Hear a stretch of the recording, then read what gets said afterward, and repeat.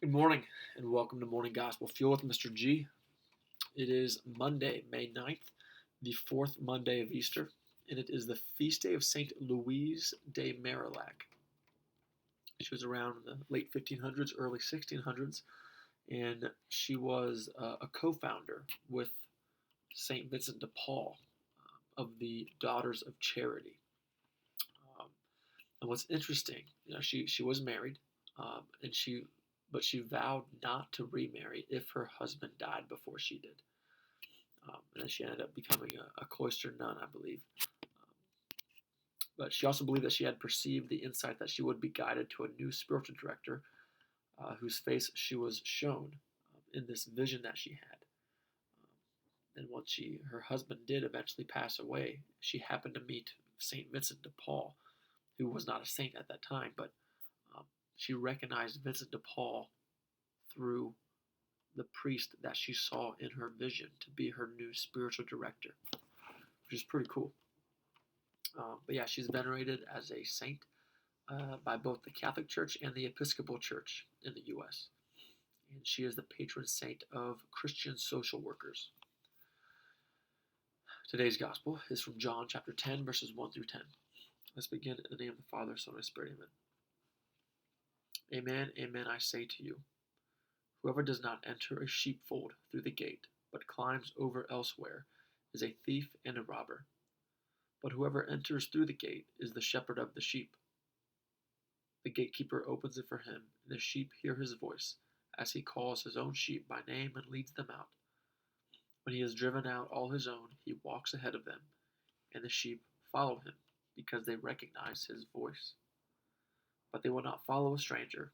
They will run away from him, because they do not recognize the voice of strangers. Although Jesus used this figure of speech, they did not realize what he was trying to tell them. So Jesus said again, Amen, amen, I say to you, I am the gate for the sheep. All who came before me are thieves and robbers, but the sheep did not listen to them. I am the gate. Whoever enters through me will be saved, and will come in and go out and find pasture. A thief comes only to steal and slaughter and destroy. I came so that they might have life, and to have it more abundantly. All right, so we got the beginning part of the Good Shepherd, which is something that we could all take to prayer and use as an example and a practical example of this analogy and this figure of speech that Jesus is using. And I know the other year, whenever I read this gospel, it reminded me, or it does remind me of my brother, who has horses, and I can call the horses over all day, and they'll never come or pay me any attention unless they're hungry. But Brian can call them over, and the horses will come right away. He'll just call them out by name, and they'll come. Why? Because they recognize his voice. He works with them every day. And they don't hear me, so they don't know me, and they don't recognize my voice. And that's the same way that it is with Jesus. He wants to hear our voice, and he wants to know our thoughts, and he wants us to go to him, because he already knows our heart and our thoughts and everything about us, more than we even know ourselves. But he wants us to actively seek him out, so that we can recognize his voice whenever he does speak to us. Certain things happen in our lives. We know that that's God. That's a God wink, and he's talking to us. So how often is it that we go to him in prayer?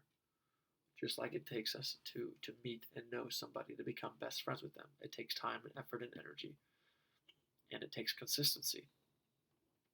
So how well do we do with that with the Lord, so that we can recognize the voice of Jesus, just like the sheep recognize the voice of the Good Shepherd in today's gospel. So have a great day. God bless. Keep it real. In the Father, Son, and Spirit. Amen.